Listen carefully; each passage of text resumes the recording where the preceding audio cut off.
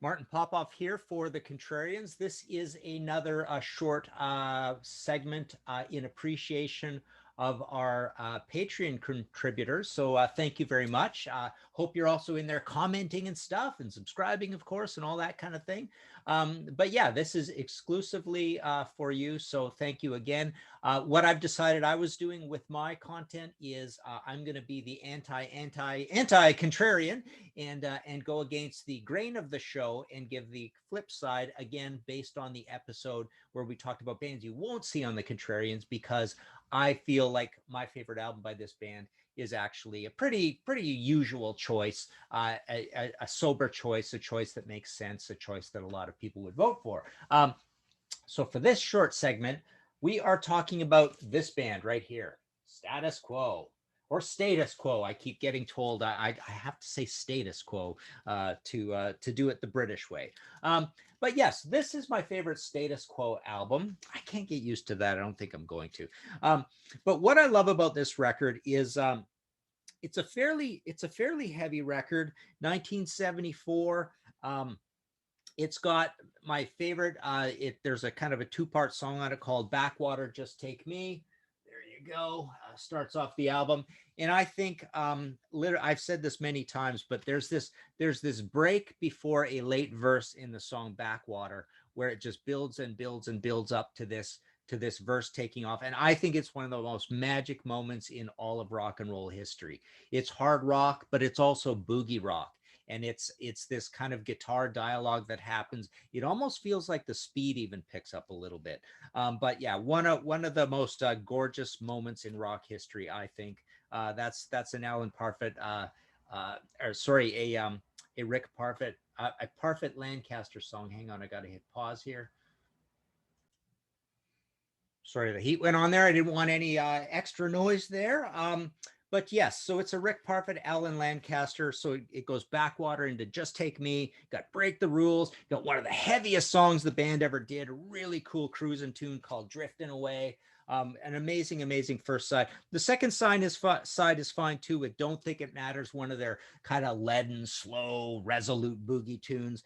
Slow Train is really cool, and I like Fine and Lonely Man as well. Um, for a little bit of change of pace. But yeah, Slow Train, 7:55 long. So this is a good heavy Quo album. Now, is it going to win the poll? I mean, I would think among Quo albums, you would probably get a pretty even split between this record, um, On the Level, Hello, and Pile Driver. I think those four would probably all get a lot of votes.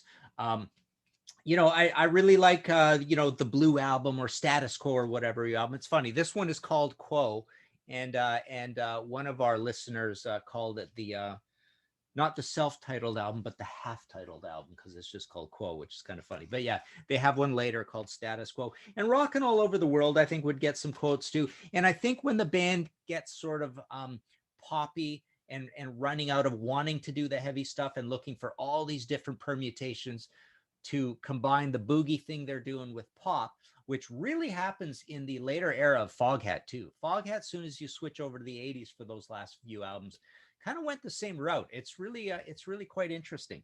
And then Status Quo kind of stuck with that even later through all the records they were making into the last albums they've made, which are a little more guitar heavy, but they're still that sort of pop permutation with boogie. But they have this golden period where they're pretty hard rocking and raw, and the Frantic Four era, as they call it, and I just love Backwater and Just Take Me so much on this, and Drifting Away and Slow Train, that it wins out.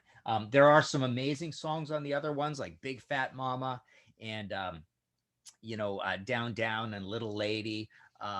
Really 4,500 times. A lot of really cool tunes across those records. But then you get deeper into the tracks, and there's some mellow stuff and some more rote boogie that I'm not crazy about. And this one just stays pretty heavy throughout. But yeah, I love all the records.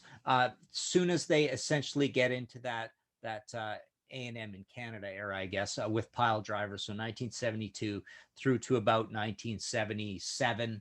Um, every one of those records, just love them to death. Love the guys. They're great. You know, it's terrible that we just lost Rick. I remember, you know, these guys came to Toronto and I saw them twice live, you know, in recent years, both times in a club. I remember seeing them at a Hard Rock Cafe and they were playing to like 250 people. And I think they just said, "Oh, we just came from Wembley playing to 80,000 people." You know, so this is a very strange band in terms of how big they were in the UK, but they never really tried super hard to break America and never did break America. But yeah, in later years, I savor you know, the fond memories of them coming here and getting to meet the guys. And Francis is amazing. He's a great phone interview, great in-person interview. They were just super nice guys, and saw them twice live. So there you go. Status Quo. Quo is my favorite Quo album here on the Anti-Contrarians, I guess you could call it. Thanks again to the Patreon subscribers. Again, this was Patreon exclusive content. Talk to you next time.